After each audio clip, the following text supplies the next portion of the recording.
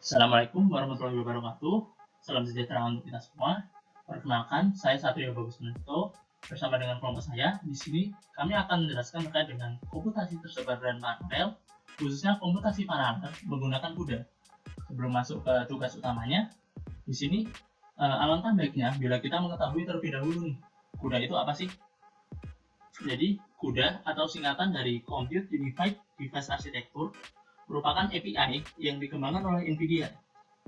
CUDA sendiri adalah model pemrograman untuk komputasi paralel yang memungkinkan peningkatan dalam kinerja komputasi. Jadi CUDA ini emang didesain untuk kalkulasi yang intensif di hardware GPU.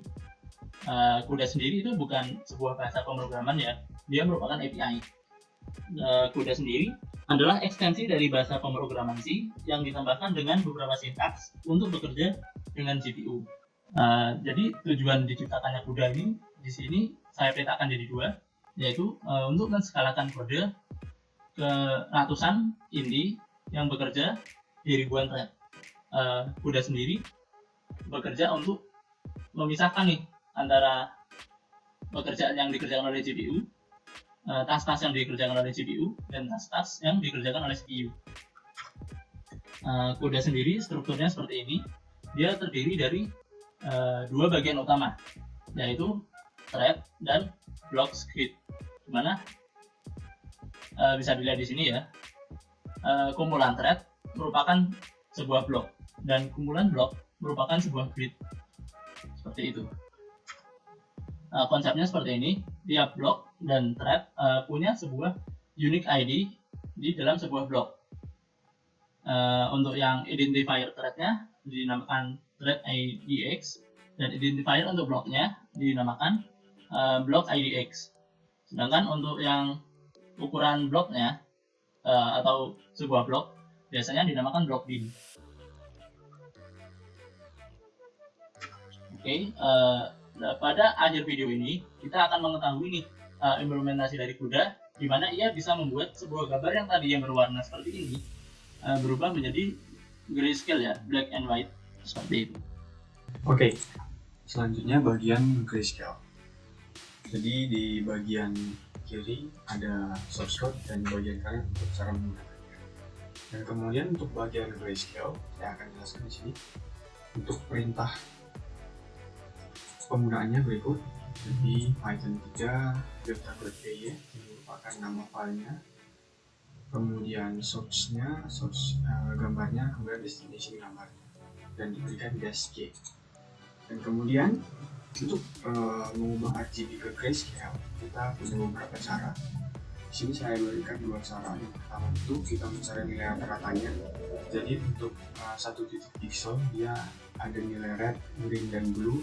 Nantinya kita bisa cari nilai rata-ratanya dengan green sama dengan blue bagi dengan 3. Dan kemudian cara kedua yaitu mengkalikannya dengan suatu nilai. Setiap nilai red, green, blue kita kali dengan satu nilai, dan kemudian nilai yang ini G ini ketika dijumlahkan jadi nilai sama dengan 1. Jadi di sini nilai yang saya gunakan itu 0,2989 dikali dengan red, kemudian 0,5870 dikali dengan green, 0,1140 dikali dengan blue. Begitu untuk cara mengubah red, green, blue ke grayscale. Di sini terdapat beberapa modul yang telah diimport, dan kemudian terdapat file fungsi main, dan kemudian terdapat juga beberapa variabel yang telah diimport. Jadi ini default standar inisiasi, kemudian default filter main, dan kemudian masuk ke bagian mainnya, fungsi mainnya. Untuk bagian grayscale, kemudian yang pertama tentunya kita menambahkan argumen untuk image source-nya, kemudian menambahkan argumen untuk image result. Kemudian bagian grayscale tentunya di sini karena kita kasih dia DSG seperti itu. Dan kemudian kita mulai catat dulu apa aja yang maksudnya dari komen kita itu kita ngasih apa aja. Pertama tentunya result array-nya kita kasih 0. Kemudian di sini terdapat kondisional karena kita kasih DSG tentunya rgs.in itu bernilai true. Kemudian kita masuk conditional yang if. Jadi pertama, tentunya kita bakalan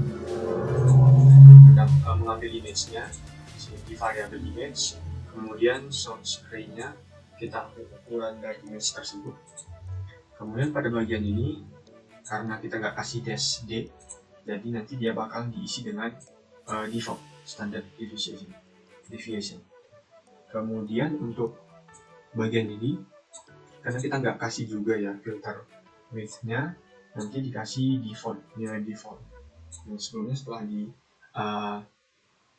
import dari modul filternya, jadi sebelum filternya dimulai itu bakalan dikasih dulu filter startnya, jadi diinisialisasi ya, namanya start dari sini, kemudian dilakukan filternya.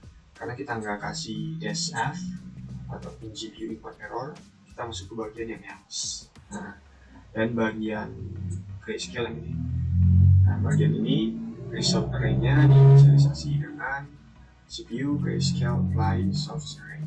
Jadi nanti source array-nya ini diubah gitu ya, setiap pixelnya ke grayscale. Selesai, dan filter F. Dan kemudian kita tampilin nilai time spent playing filternya dalam ukuran seconds dengan cara filter N dikurang dengan filter start. Setelah itu tentunya programnya selesai. Nah, kita tampilin juga total time spent runningnya. Jadi yang tadi di sini dikasih program start, dan di sini dikasih program end. Jadi caranya sama seperti filter start dan filter end. Di sini tinggal kita ketikkan program end, program start, dan kemudian hasil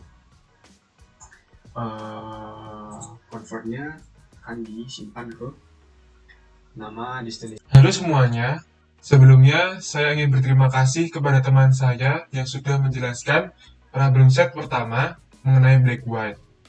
Nah, selanjutnya di sini saya akan membahas problem set kedua mengenai image blurring, atau yaitu mengubah dari gambar original atau asli atau original image ke gambar blur atau image blurring. Seperti yang Anda lihat sekarang, di gambar yang kiri terdapat gambar original dan yang kanan terdapat gambar yang sudah blur. Setelah itu di sini saya akan mengubah gambar menjadi blur secara perhitungan matematika. Yang pertama, gambar diubah dahulu menjadi piksel-piksel atau kotak-kotak. Nah, di sini diumpamakan gambar tadi diubah menjadi kotak-kotak seperti ini. Lalu di sini per kotak juga diberi contoh-contoh angka seperti yang Anda lihat sekarang ini. Lalu di sini terdapat average intensity value, yaitu cara untuk menghitung dan mengubah piksel-piksel tersebut. Seperti contoh di sini, saya akan mengubah piksel pada angka 4 ya. Nah, cara untuk mengubah yaitu yang pertama, angka 4 ini dijumlahkan dengan angka-angka di sekitar angka 4. Itu ada angka 10, 4, 6, 2. Ini 4 yang tadi ingin diubah. Lalu 1, 2, 3, 6. Nah, di sini average intensity value. Lalu setelah itu, angka-angka yang dijumlahkan tadi dikalikan dengan 1 per 9. Nah, 9 ini diambil dari mana? Nah, 9 ini diambil atau didapatkan dari terdapat 9 angka ya, 9 angka yang dijumlahkan. Setelah itu terdapat hasil dari cara tadi, yaitu cara average intensity value, dan hasil itu mengubah angka 4 yang tadi kita ingin ubah menjadi blur. Akan tetapi hasil dari rumus tadi tidak menghasilkan blurring yang maksimal, atau dalam arti blur yang kurang halus, masih kasar blurnya. Maka dari itu, agar gambar lebih halus, dari rumus average intensity value tadi, kita tambahkan weight dalam rumus tersebut. Nah, seperti ini. Kita tambahkan weight pada rumus-rumus tadi. Nah, seperti pada contoh gambar berikut ini, gambar kiri menggunakan rumus average intensity value dengan menggunakan weight. Sedangkan pada gambar yang kanan, hanya menggunakan rumus average intensity value tanpa menggunakan weight. Seperti yang dilihat sekarang, gambar di kiri ini blurnya lebih halus dan gambar di kanan ini blurnya masih kasar ya. Di sini juga saya akan memberikan contoh codingan menggunakan rumus average intensity value dengan menggunakan weight. Nah, di sini sudah ada codingannya image blurring. Di sini ada contoh array of weight ya. Ini 0,0, 0,2, 0,0, 0,2, 0,2, 0,2, 0,0, 0,2 dan 0,0. Lalu di sini juga ada structure of array. Di sini ya, pixel-pixel yang sudah diberi beberapa angka. Di sini saya akan mengambil contoh untuk mengubah angka 6. Angka 6 ini ya, untuk menjadi blur. Jadi, perhitungannya angka-angka di sekitar angka 6 ini ada 9 angka. Itu ada 2, 5, 1, 3, angka 6 tadi yang ingin menjadi blur. Lalu angka 2, 4, 0, 0, dan 3. Akan dikalikan dengan array of weight tadi. Lalu dijumlahkan. Di sini caranya. Ini 0,0 dari array of weight dikalikan dengan 2. Lalu 0,2 kalikan dengan 5. 0,0 dikalikan dengan 1. Lalu 0,2 dikalikan dengan 3. 0,2 dikalikan dengan 6. 0,2 dikalikan dengan 2. 0,0 kalikan dengan 4. 0,2 dikalikan dengan 0, lalu 0,0 dikalikan dengan 3. Seperti ini. Hasilnya yaitu 3,2. Nah, tadi 3,2 ini digantikan dengan angka 6 ini. Jadi, angka 6 ini berubah jadi 3,2. Seperti itu. Setelah itu, saya akan memberikan contoh lain ya. Saya akan mengubah angka 1 di sini. Jadi, caranya ini ya. 0,0 dikalikan dengan 5. Lalu 0,2 dikalikan dengan 2, 0,0 kalikan 0, dan seterusnya. Lalu hasil dari rumus ini adalah 3,2 juga. Kebetulan sama. Berarti angka 1 ini diganti jadi 3,2. Seperti itu teman-teman. Berikut dari penjelasan saya atas problem set 2, yaitu blur. Sekian dan terima kasih.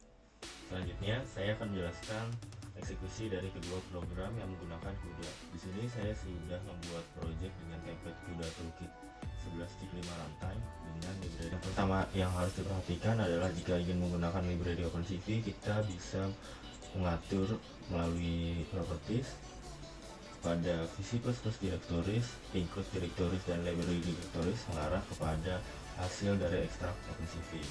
Juga pada linker, pada bagian input, kita bisa menambah OpenCV _word library-nya. Juga pada command line menambah additional option course hasil rilis atau .x. Bagian ini diubah menjadi rilis terlebih dahulu, lalu kita bisa membuat review.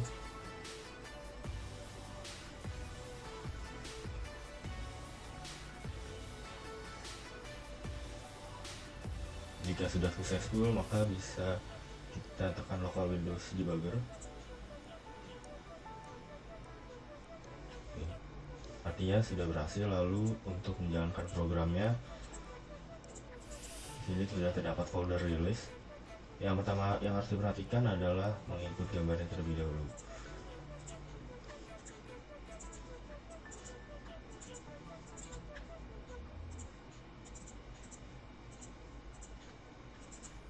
Ini saya sudah memasukkan gambar image, lalu menjalankannya bisa menggunakan